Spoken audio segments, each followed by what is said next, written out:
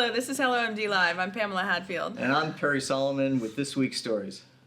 So this week, Perry, MassRoots got denied on the Nasdaq. This is huge. What happened with Nasdaq? So MassRoots is a social media platform for cannabis.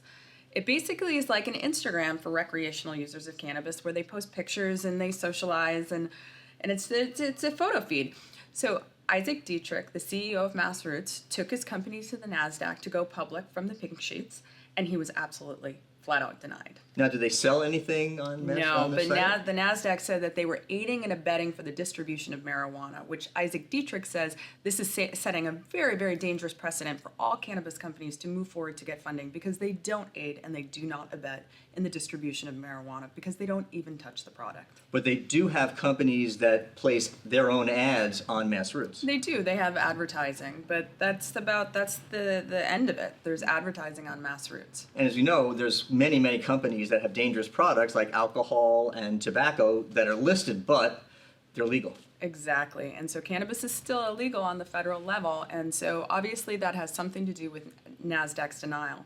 But there's a little bit of a conflict here, because there are other companies on the Nasdaq that actually do touch the product. Although they're pharmaceutical companies, they touch cannabis and they are able to be listed. But they only do extracts. They don't sell the plant. They just extract certain chemicals from the plants. Exactly. But you could argue that that is aiding and abetting in the distribution of marijuana. So there's a little bit of hypocrisy here. So we'll have to wait and see what happens here. But Isaac Dietrich, for right now, has his hands full trying to figure out what to do next. It'll be interesting to see what happens with this. Very interesting. And so this is really timely for Memorial Day, Perry. What's going on in the VA? Well, this is the first time that a law has been passed from the Senate and the House of Representatives that essentially make it legal for the VA doctors to be able to recommend and discuss cannabis with the veterans who come in asking about it. This is huge, because the VA has never been able to talk to veterans about it, although they know that the cannabis use has been rampant among people with PTSD. It's amazing. It's wonderful for the vets, and because what's happened is they have a 2 times higher incidence of overdosing from narcotics than the general public in the first place. Mm-hmm. So they want to be able to take something that isn't going to overdose them, like cannabis. Right, and so the VA has made a big step forward in just being able to talk about it, but they're not actually going to pay for the cannabis, are they? No, they can't pay for it with their veterans insurance, and they can't purchase it there either. But what the veterans are able to get when they talk to their physician is they're able to get a recommendation from them to be able to go out in the states where it's legal and get cannabis to treat their PTSD or pain, whatever it is they have. 14 out of the 25 states,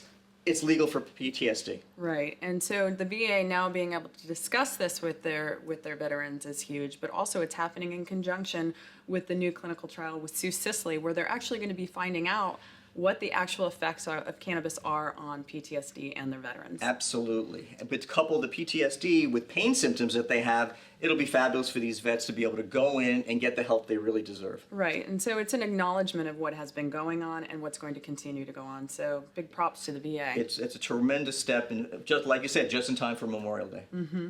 And so on to the next story. This week, The Atlantic came out with an article called The Failed Promise of Legal Pots. And what was the promise and why did it fail? So a lot of legalization proponents say that when marijuana is legalized, that the illegal street trade will be decimated and it will go away. Did it? It has not gone away, and so that is what The Atlantic was saying. And they have a big, long article pointing out many different reasons as to why illegal trade is still happening. What were some of them? What was the major ones? So the major one is that if you buy your marijuana in a legal dispensary, you are going to be paying more money based on the taxation on that marijuana at the dispensary than you will if you buy on the street. So obviously some people are still going to be buying their cannabis or marijuana on the street. And where is this coming from? From Mexico? From people growing it? I think that they what they're saying is it's coming from a variety of different places. But the interesting point is that the article really focused on lower income African American communities. So is the problem really isolated to those communities? Is that really where it's all happening? And that was what was unclear in the article to me. I do believe that illegal trade will always continue to happen if you can buy marijuana cheaply on the street. Is decreasing taxation the answer? Well, it could be, and that was one of the points, is that you have to be very careful on how much taxation you put on your cannabis, because if it's too high, you're actually going to boost that illegal trade. But part of it is the states want to get all that revenue, so their impetus is to have the taxes as high as they can possibly do to get that essentially free money. Exactly, and so it's really sort of a game, a balancing act. So The Atlantic, it's a really interesting article. I would say that everyone should read it if you're interested in this topic, but there are a lot of loose ends to it. Well, it's interesting if it becomes legalized nationally, how that's going to impact the illegal trade. Mm-hmm. And we don't know. We absolutely don't know. Interesting. So on to the next story. This past week in the New York Times, there was an article about the difficulty of finding workers who can pass a drug test. And this is getting to be more and more of a problem in states where cannabis is now legal, which is 25 of them. Mm-hmm. What's happening is that employers are saying, hey, we need workers, come and get a job here, but we need to have you pass a drug test. That's the initial. There's an initial test in order to get the job. Even to get the job in the first place. So what's going on, these guys and women show up and they see that they need to pass a drug test and they walk away. They don't even bother getting the job application because they know they can't pass it. Well, as we know, THC can stay in your blood for anywhere from 2 to 3 days up to 30 to 60 days. And I understand that these employers want to be able to test their employees. Mm-hmm. Federally, truck drivers, someone who's flying your airplane, heavy machinery, you don't want these people to have cannabis in their system. And so it is becoming more and more of a problem. Mm-hmm. And so what's the impetus for them actually testing other than safety? Why would they do that? They get a huge discount in their workman compensation rates from the insurance companies because they know that people who have a drug-free environment have less accidents, therefore the companies pay less, and so they offer them breaks in that. Mm-hmm. Well, it sounds like it's a tricky situation. It's a very on both sides. It is. It's a balancing situation because the employers should have the opportunity to say, hey, we want to have a drug-free environment, and the employees say, yes, but I need medicinal cannabis for my medical condition. So it's a balance that has to be struck, and everyone is still working that out. And it doesn't even take into account that opiates aren't tested for. Opiates aren't tested for, and doctors write that prescription all the time. Right. And so it's a very delicate situation that probably will be decided in the courts. Yeah.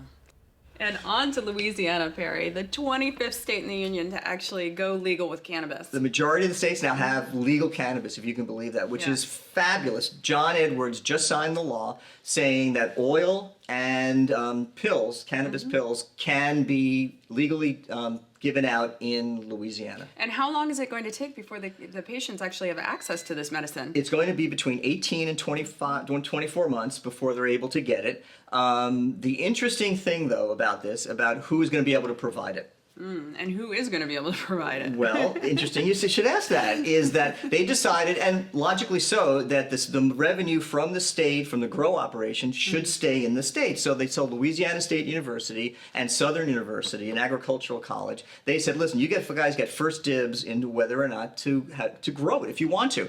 By September 1st, if you say no, we don't want to, they're going to put it out to bid. Well, my guess would be that they are absolutely going to grow it. They'd be crazy not to. But this is a very unusual model from any other state in the country. No other state has this, essentially keeping the money in the state universities like that, as well as giving the option to send it out to bid. The interesting thing about that, though, is that they're only going to allow the bid to be won by one entity. So one business, one grower is going to grow all the cannabis throughout Louisiana. Well, and that's unfortunate for all the other growers and farmers in the state, because that means that they miss out on an enormous opportunity that they could grow a new crop with cannabis and have a lot of income be coming in. So Exactly. I think it's just too bad that Louisiana would go this Well, way. maybe it'll change, and hopefully they'll open it up to more bids, so more people being able to grow it, because farmers, like you said, want to be able to get another cash crop, and that would be cannabis.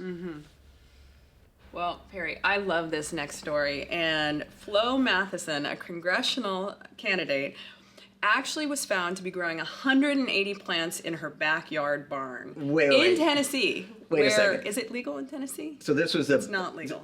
So this was a backdoor backyard surprise. This was a backdoor backyard surprise. And how did that happen? Well, apparently, she said that she had no idea what was in her barn, and that she had taken somebody in, and that they were doing some yard work, and they were helping her with her house and handiwork, and apparently, surprise, he had taken over the barn, and she smokes it, and she admitted smoking it. She has no problems with that. She said she smokes 2 or 3 times a week. She loves to smoke. She said, yes, I'm guilty for that. I'm guilty. But she had no idea what was in her barn. And she says she makes oil too. Yeah, I know. There's so many different metaphors for that. No idea what was in my barn. So I had no idea what was in my barn. I just took the leaves that this gentleman gave me, made oil, and my electricity bill, my water bill were sky high, but I don't know where all that's going. I have no lights on, and my electric bill is thousands of dollars. And she's a winner. We know she's going to win. She's going to win her election. I will vote for this young lady if I was able to in that state. Yeah, she's 77 and had no idea. And she said it's a bad law, so I can break it. Sure. Yeah, you look out. This is our next congresswoman. our next vice president, perhaps. Yeah, perhaps. Okay. Until next week, this is Pamela Hadfield. Thank you very much, everyone.